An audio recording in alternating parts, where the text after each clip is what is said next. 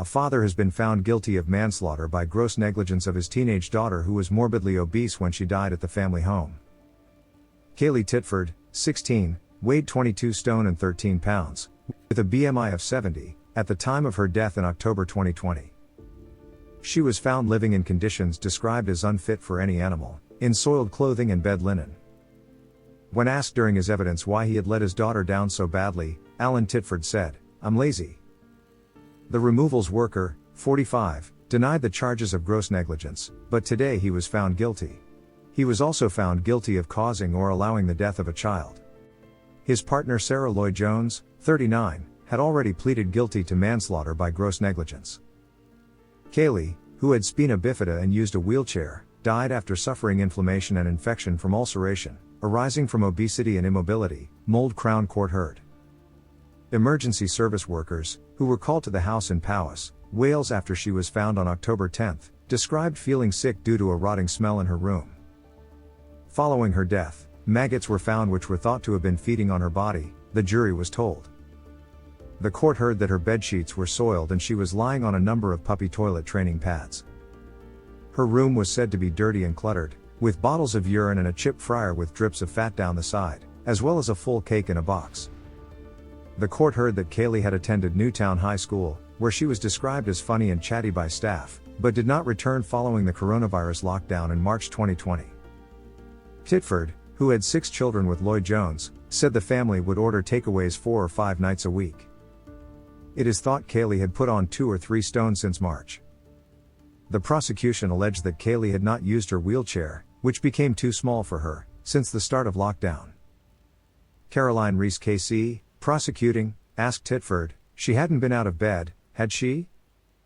Titford claimed he saw her in the kitchen in her wheelchair during that period, but later told the police he hadn't seen her out of bed. The court heard that Kaylee had been discharged from physiotherapy and dietetics services in the years before her death and had last been seen by a social worker at home in 2017.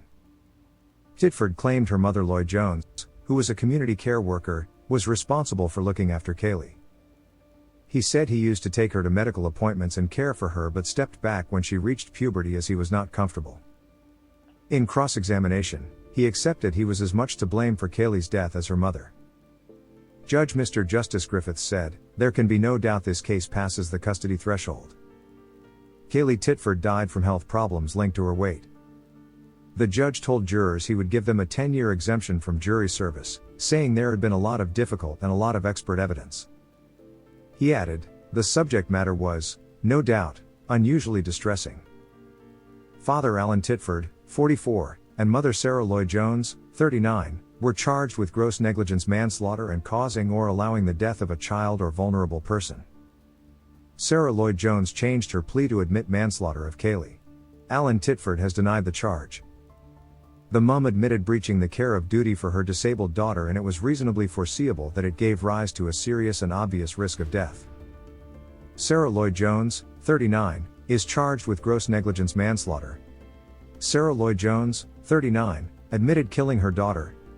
Judge Reese Rollins told Sarah Lloyd Jones that all sentencing options will be open, but he added that she will be given credit for her guilty plea.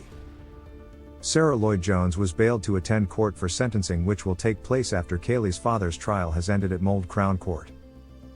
Kaylee's father Alan Titford denies charges of gross negligence manslaughter and causing or allowing the death of his teenage daughter.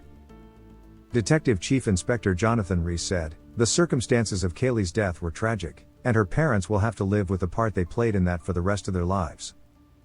This investigation has been extensive, and at times harrowing given Kaylee's age and the conditions she was living in, yet our officers and partners have worked diligently and professionally throughout.